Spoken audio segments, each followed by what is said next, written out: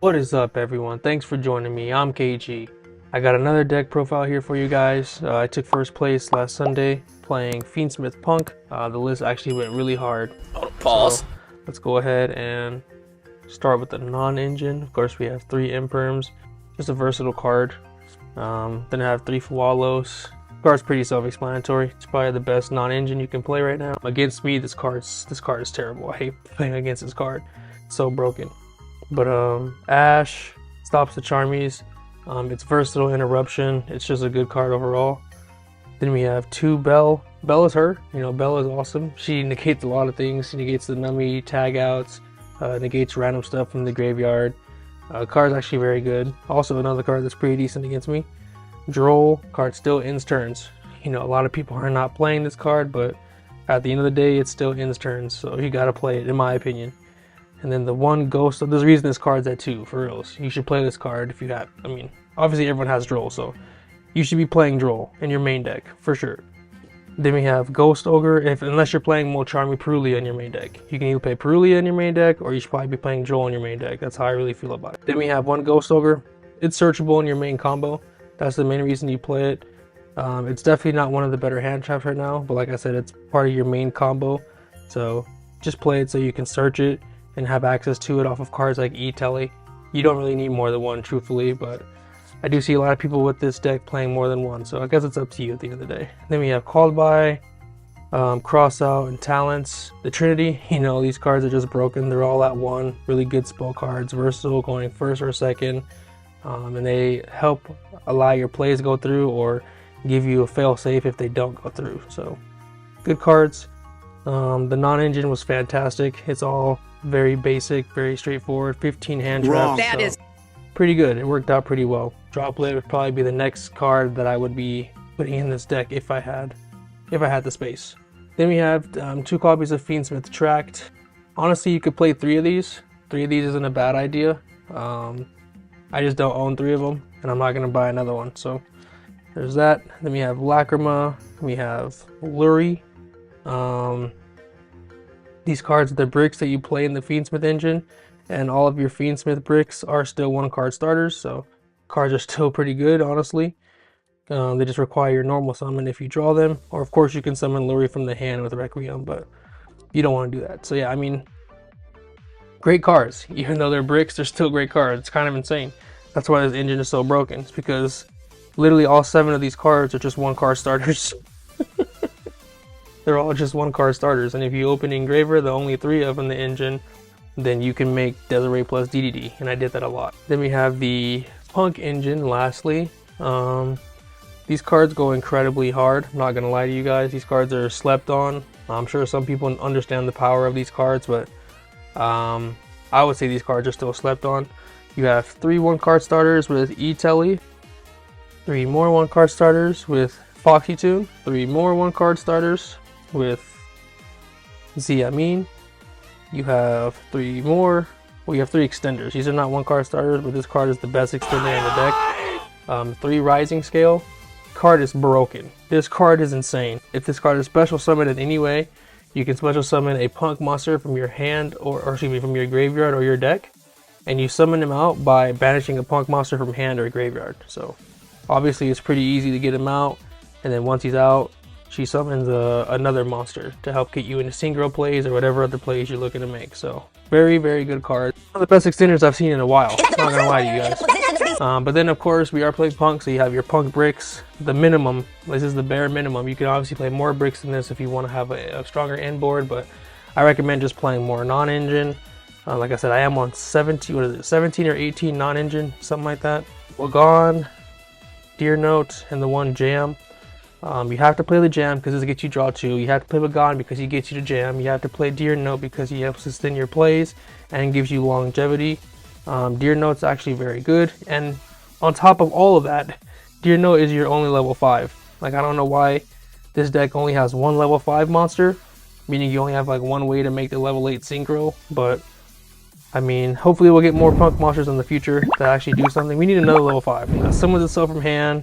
That's also a 1 card starter. So we're on 16 Punk cards. Then we have these 7 Fiendsmith cards. So 16, 23, 24, 35, 36, 37, 38, 39, 30, 1, 2, 3, 4, 5, 6, 7, 8, 9, 10. So 40 cards. But yeah, these cards performed really well. The main deck was really good. At the time of the tournament that I won, I did only have 2 Foxy tunes. I didn't have 3. I had to wait for the 3rd one to come in the mail. So I was just playing another nib. So I mean, you could probably bump this up to like 18 non-engine, cut off one of your starters, but these starters were fantastic. And they turn into extenders depending on which, if you draw too many of them, because you can always just go jam, summon them from hand. So, alright, now we have the extra deck. Of course, you have Android 18, Yoko, Kamina, Simone, and then the nib token. This is the only thing that's optional here. You gotta play your other tokens that you like. Definitely gotta play 18. 18's the best. So, yeah, 18. Salomon Great Amirage. I do play one of these just for the Xiamin. When you normal Xiamin, just the basic combo would be, normal, effect search, link it off for Amirage. You're searching Rising Scale, and then Rising Scale can banish the Xiamin to continue your plays. From there, you just go Shirakuzai more than likely and just get the fusion ball off. But Amirage, SP Little Knight, these cards are pretty much mandatory. I mean, SP takes up a slot in just about everyone's extra deck, and it's no different in this deck. It does come up sometimes. Kind of have to play them in this build. The Fiendsmith package, if you guys know anything about me, I always play a large Fiendsmith package because I think these cards are insane, and you need to have the all the utility that comes with playing these cards. So I play all of the extra deck monsters that you need for for Fiendsmith. Melody does come up sometimes to bridge Punk into Fiendsmith. Sometimes you do need Melody. High Wave King is obviously one of your end pieces. Necroquip does still come up. Not only does it get you draws, but it could turn your light Fiendsmith plays into DDD still. You have Lacrima, helps you make DDD, helps you utilize your cards to the fullest.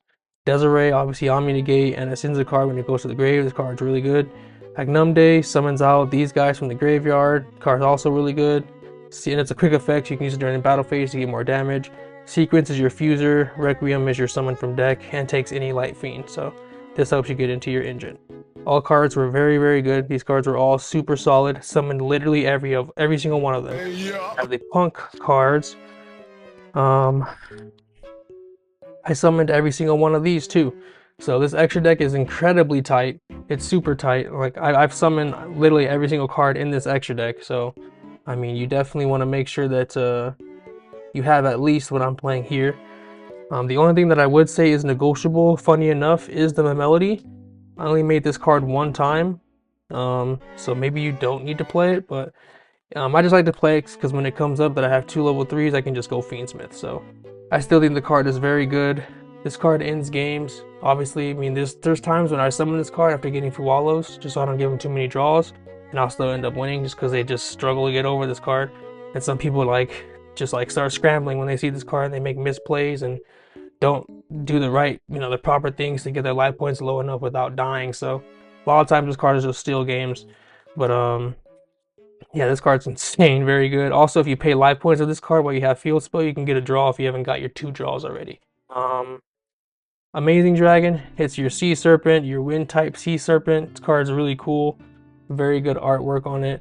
Not only does it serve as a inboard piece, not really an inboard piece, you can make it during your opponent's turn with Shirakuzai because he has a quick synchro effect, and then he can bounce cards your opponent's controls up to the number of level 3 psychic tuners in your graveyard.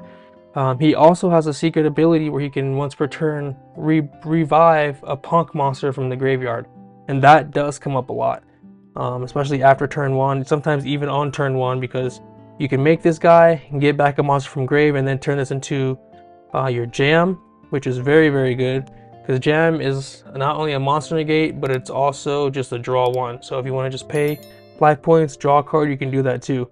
And if you pay to draw the card, then you also get a draw because she's a psychic. So yeah, these 2 cards will get you your draws during your normal combo. This searches for Ghost Ogre as well.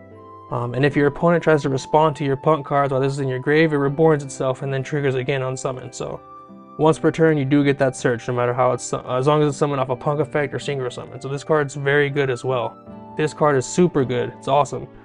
Dragon Drive is dope.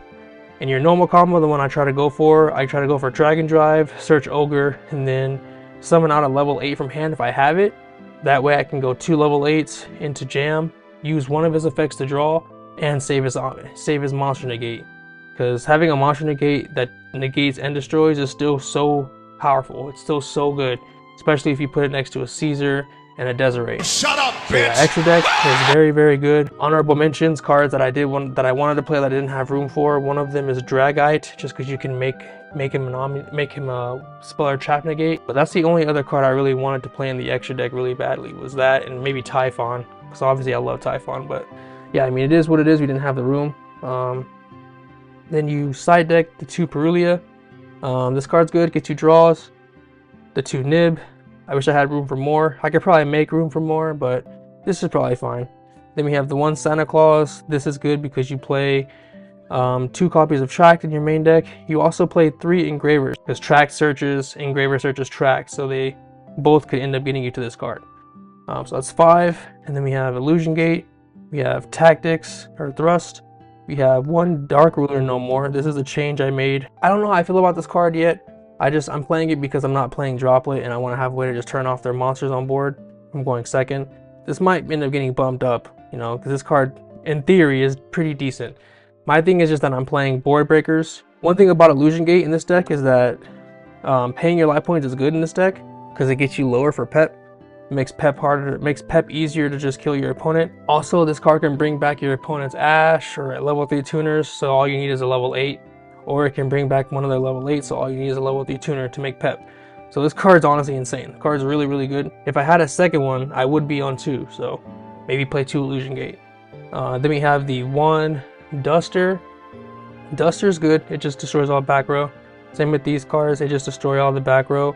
This card's versatile because it can also destroy all attack precision monsters. I think Lightning Storm is very, very good right now. Just clearing out the board is it's been very good. Lightning Storm put in work last week. Drew it against Striker, pretty much OTK'd him from there. Anti-Spell, DDG, and Judgment. These are my going first cards. I also usually put the Thrust in going first as well, so I can set cards like DDG if I get Fuwalos. A lot of times you can't really play through that. A lot of times I'm just putting up a Pep and praying. So yeah, I mean, Fuwalos sucks. But besides that, this deck was awesome. If you guys enjoyed the deck profile, please leave a like down below. Hope you guys have a good rest of your day. You take care.